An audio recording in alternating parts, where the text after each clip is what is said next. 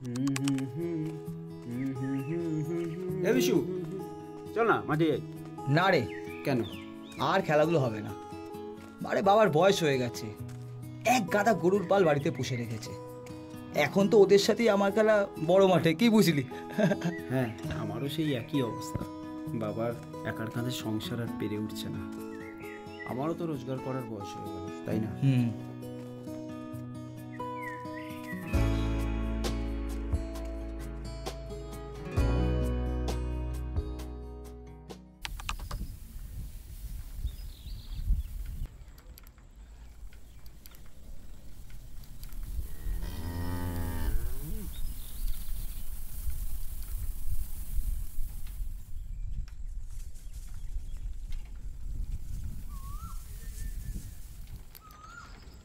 এই শান্তনু না?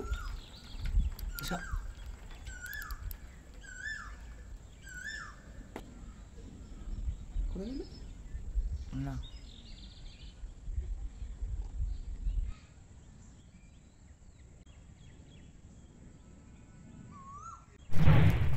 হ্যাঁ চ চ চ চ চ।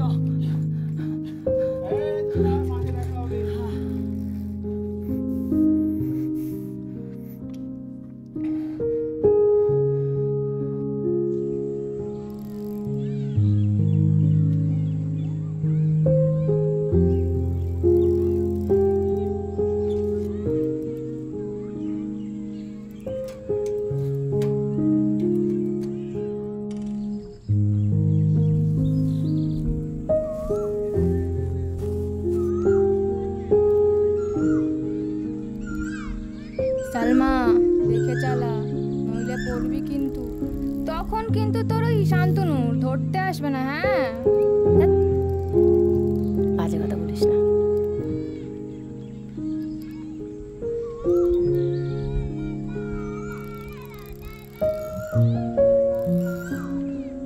শান্তনু, ও শান্তনু।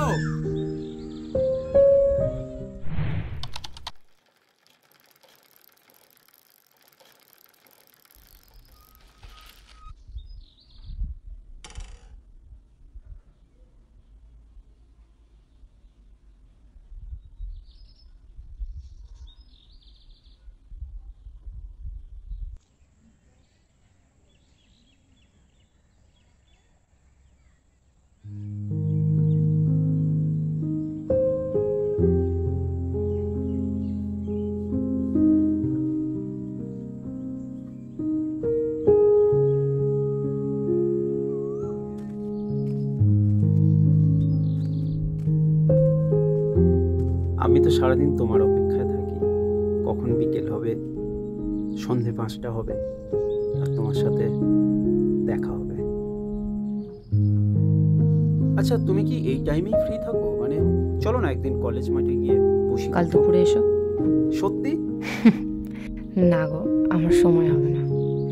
আর তাছাড়া তোমার সাথে আমার এভাবে একসাথে ঘোরাটা সবাই মেনে কেন? নেবে না। ও, তুমি সালমা, তাই? আমি ওসব মানি না। কে কি বললো, কে কি করলো, তাতে আমার কিচ্ছু যায় আসে না। একসাথে থাকতে চাও সারা জীবন? মানে? এই দেখো, এক্ষুনি যে বললে তুমি ওসব কিছু মানো না। হ্যাঁ, মানি নাই তো। সেই জন্যই তো বলছি, একসাথে থাকতে চাও সারা জীবন? তাহলে আমি ব্যবস্থা করতে পারি। হ্যাঁ, কি ব্যবস্থা? শান্তনু, শান্তনু। শোন না বিশু, এই বাড়িতে না কিছু বলিস। আমি তোকে পরে বুঝিয়ে বলবো। কিন্তু কি বলবি? কিছু না, ছাড় না, চল বাড়িতে চল। চল। আরে সাইকেল নিলি না? ও হ্যাঁ,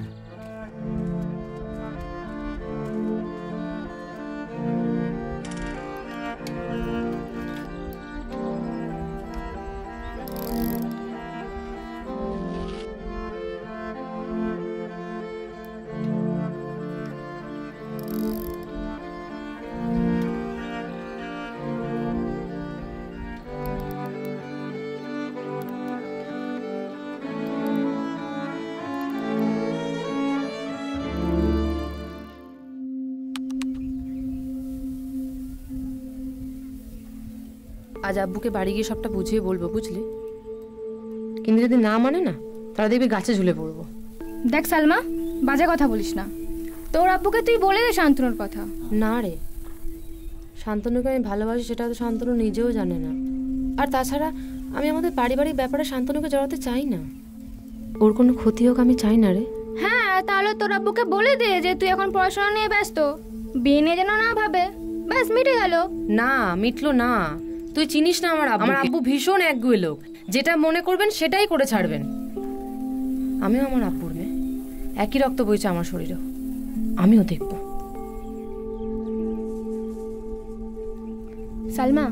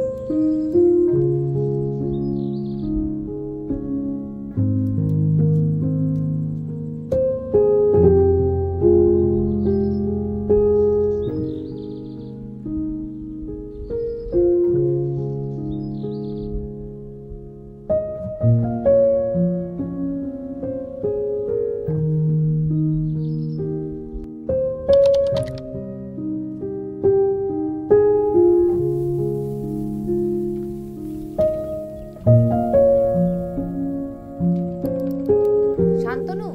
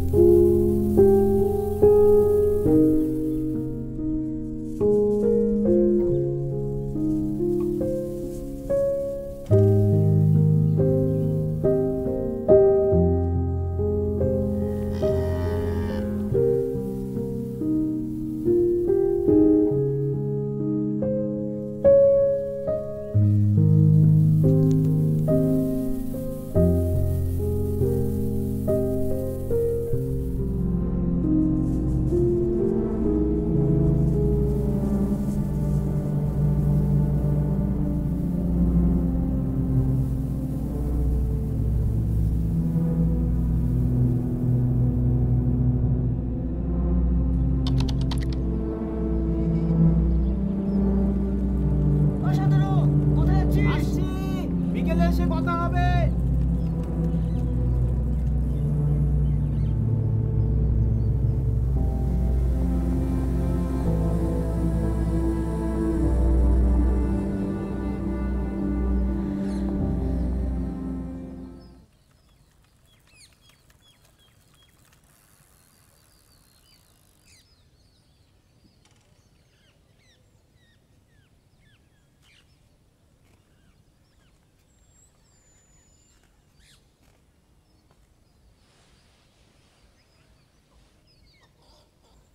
কতক্ষণ বসে আছো?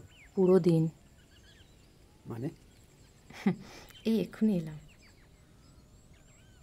হ্যাঁ, কাল যেন কি বলছিলে? বলছিলাম চলো, তোমাকে নিয়ে একটা জায়গায় যাব, যেখানে কেউ বিরক্ত করবে না, শুধু তুমি আর আমি।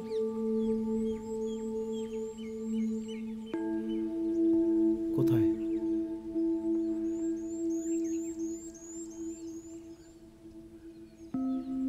চলো।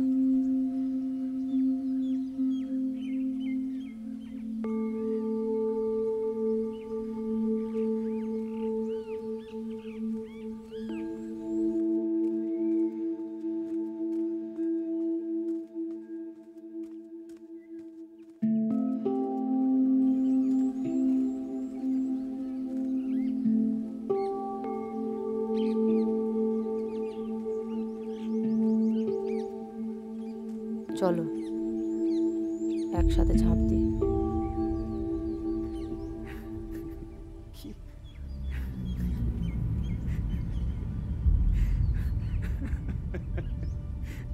কি বলছো তুমি?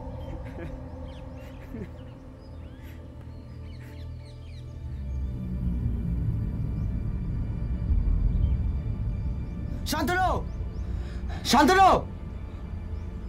বিশু, আমি না তোকে সব কিছু মানে কি বলতি? কি? আমি সালমা একে অপরকে খুব ভালোবাসি। সালমা? কে সালমা? এই তো আমাদের হালদার পাড়া মেয়ে। সালমা তো এখানেই ছিল। কোথায় গেল? আমরা এখানেই ছিলাম, গল্প করছিলাম। ও বললো যে দুজনে একা একা যাই, যেখানে কেউ বিরক্ত করবে না। তাই তো এই পুকুর পাড়ে নিয়ে আসে। তুই বিশ্বাস করছিস না? না, আব্দুল চাচার মেয়ে? হ্যাঁ হ্যাঁ হ্যাঁ হ্যাঁ হ্যাঁ। শান্তনু, সালমা 10 দিন হয়ে গেল নেই। মানে? এই পুকুর থেকে ওর দেহ তোলা হয়েছে। আর ও কেন সুইসাইড করছে জানিস? আমি বিশ্বাস করি না। আমাকে বোকা বানাচ্ছিস। দাস, সালমা তোকে ভালোবাসতো। হ্যাঁ? আর ও যেদিন মারা যায়, আমি কলকাতা থেকে বাড়ি ফিরছি। এই পুকুর থেকে না ওর মৃতদেহ তোলা হয়। আমি ভেবেছিলাম তোকে জানাবো, কিন্তু তুই কষ্ট পাবি, তাই তোকে কিছু জানাইনি। সেদিন যখন আমি দুপুরে ফিরছি, তখন তোকে দেখলাম হঠাৎ সাইকেল নিয়ে রাস্তায় দাঁড়িয়ে একা একা কি যেন কথা বলছিস। দেখে মনে হলো কারোর সাথে কথা বলছিলি এবং এক দৃষ্টিতে তাকিয়েছিলিস ওই দিকে। তারপর গত পরশুদিন তোকে দেখলাম তুই কাঠের পাশে বসে আছিস। দূর থেকে দেখে মনে হলো তুই কারোর সাথে বসে গল্প করছিলি, কিন্তু তোর পাশে কেউ ছিল না, তুই একা ছিলিস। গতকালও সেই একই ঘটনা। আমার সন্দেহ হয়, তাই তোকে গিয়ে ডাকি। শান্তনু, শান্তনু, তুই এখানে রোজ? বিশু শোন না, বাড়িতে কিছু বলিস না। তোকে আমি সব পরে কিন্তু বুঝিয়ে কি বলবি? ছাড় না, চল বাড়িতে চল। আজও যখন দেখলাম তুই মাঠের দিকে আসছিস হন্তদন্ত হয়ে সাইকেল নিয়ে, তখন ভাবলাম নিশ্চয়ই তুই কোনো সমস্যার মধ্যে পড়েছিস। তাই এসে যখন দেখলাম তুই একা একা হাঁটতে হাঁটতে পুকুর পাড়ে চলেছিস, কেউ যেন তোর হাতটা টেনে ধরে নিয়ে যাচ্ছে পুকুরের দিকে, তখনই আমি ভাবলাম যে আমার সন্দেহটা সঠিক। সালমা।